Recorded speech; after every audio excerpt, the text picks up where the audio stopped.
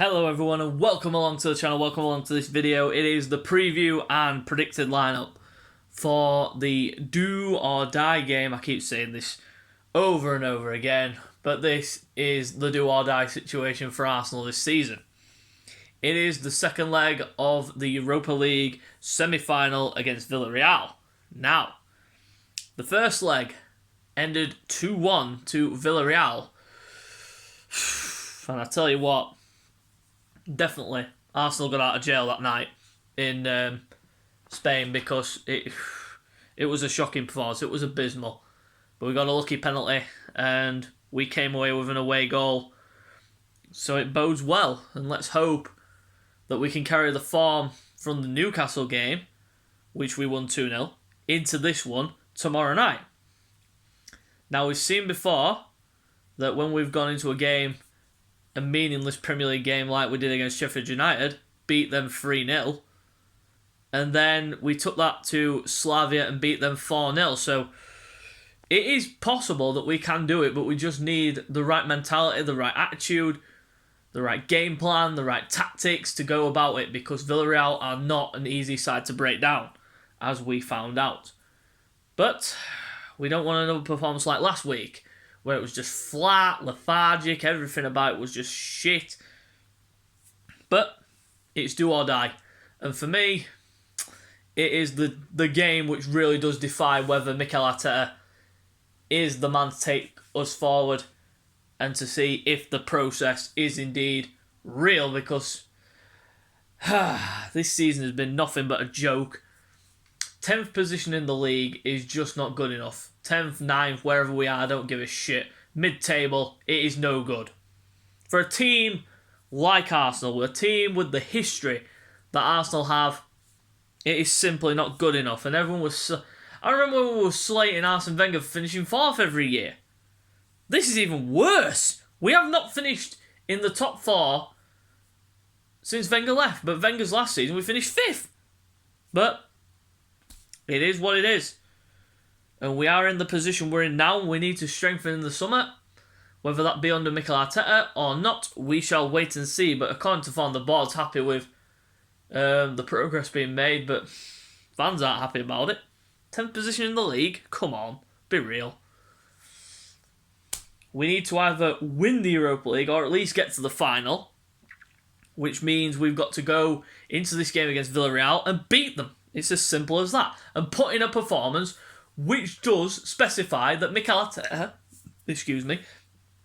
is the right man for the job. Because if we go into this game with no game plan, no tactics, no nothing, we will get absolutely turned over by Villarreal because they are a good side. But I have got every confidence that we will get a win and hopefully progress to the final, which is obviously going to be played against Manchester United, because as we saw, they absolutely destroyed Roma last week. And I thought Roma would actually give them a tough tie. They were 2-up at half time, and then the next minute you're reading that it's 6-2. So it looks like it is going to be maybe an all-English final in the Europa League, but we'll see what happens in the Champions League as well, because Manchester City did reach the final last night by beating Paris Saint-Germain 2-0, 2 goals from Riyad Mahrez. Chelsea play tonight against Real Madrid. Should be a good game, that, at Stamford Bridge. 8 o'clock kick-off for everybody. And tomorrow's games, both Manchester United's and Arsenal's kick-off at 8 p.m. But I'm just hoping we get the performance right and we get to the final in Gdansk and hopefully try and at least win the thing, because the way Man United play, they could turn over us at any time, but everyone's obviously saying that we have got the advantage over Ole in terms of Arteta's not lost a game and not conceded a goal against Ole in the time that he's been manager. So we'll see what happens.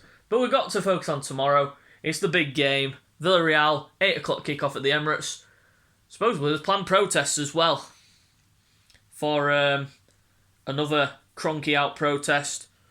And according to Daniel Ek, he's waiting in the wings, and Thierry Henry has all but confirmed it. He's reached out to Stan and Josh, saying that he's got a substantial offer, 1.8 billion, on the table. But we shall wait and see on that one as well, because the owners of these 6 Super League clubs that wanted to, 6 English clubs that wanted to try and break away, they need out. They need out. It's as simple as that. The Cronkies, the Glazers. I don't know why Liverpool fans aren't having a go at their owners. Not Man City fans, not Chelsea fans. Chelsea fans did. Spurs fans, they ain't got a clue, so I don't know how they got in there with their fucking shit history. But anyway, on to the lineup. Predicted lineup for the game against Villarreal. Starting in goal, we're going obvious. Bernd Leno, he's got to go back in, simply because it is an important game. And I know Matt Ryan's been doing well, but it's not the risk I would take. I'd say Matt Ryan for Sunday against West Brom, so there you go. So I go Bernd Leno. Going to the right back position. This is an interesting one, because I'm not going to put Bellerin in there. I'm not even going to put Callum Chambers in there. I'm going to go with Cedric. Simply because he deserves a shot. He deserves a shot. Because Chambers last week, he was shocking. And Bellerin on Sunday, he was okay, but not brilliant. So I'm not even going to put him in. So I'm going to go with Cedric. Going to the centre-back position, starting off with Rob Holding. David Luiz ain't going to be available for the game. He pulled his hamstring on Sunday. So, he's out. That's unfortunate. Alongside him, I'm going to go with Gabriel. I'm going to keep Gabriel in there. Now, I know, breaking up the partnership of Holding and Murray, but they didn't perform well last week. They were caught out defensively all the time, and they just didn't look solid at all. But Gabriel on Sunday, he looked really assured. And that's because he was alongside David Luiz, so we shall see. But I'm going to put Gabriel in alongside Holding. Going to the left-back position, I am not going to play Granit Xhaka at left-back. For me, it's got to be Bukayo Saka. I'm sorry, but it's got to be. There's no other way to do it. Because you do not drop Gabriel Martinelli. You don't drop Nicola Pepe. So I put Saka there to keep the balance. And put Xhaka back in the midfield alongside Thomas Partey, which I'm going to go into now. Going to the midfield, the 2 pivots, Granit Xhaka and Thomas Partey. Get that partnership back. That was solid. You saw how solid it was. So why do you have to avert away from it? The experiment of Xhaka at left back, it's done. It's not worked for the past couple of games that he's tried it. So no. Simple. Just leave away from it. Going to the front 3, starting off on the right, Nicola Pepe. Yep, keeping him in the lineup. He's been really good, and hopefully he can keep up that form. He had a good rest at the weekend, so hopefully he'll be rejigged for this game. Going to the centre attacking mid position, I'm going to put Emil Smith-Rowe in there, simply because he got a rest at the weekend, so I think he'll start this game. Going to the left wing position, Gabriel Martinelli. Again, he cannot be dropped. He has shown Mikel Arteta why you don't drop him. 90 minutes of constant, in-your-face pressure from Gabriel Martinelli. He's just all action. There's nothing wrong with him at all. He is brilliant to watch. An unbelievable talent for the future. Hopefully he starts on Thursday, tomorrow. Let's hope so. Up front, the captain himself, Captain Marvel, Mr. Gabon himself, Pierre-Emerick Aubameyang.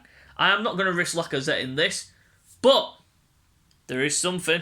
Kieran Tierney and Lacazette trained, so who knows? They could start. They'd probably be on the bench, you never know. So we'll see what happens, but that is my predicted lineup and the preview for the game against Villarreal tomorrow night. It is do or die. So if you do enjoy the video, you know what to do by now, guys. Come on, subscribe to my channel for more content, and until next time, we will see you later.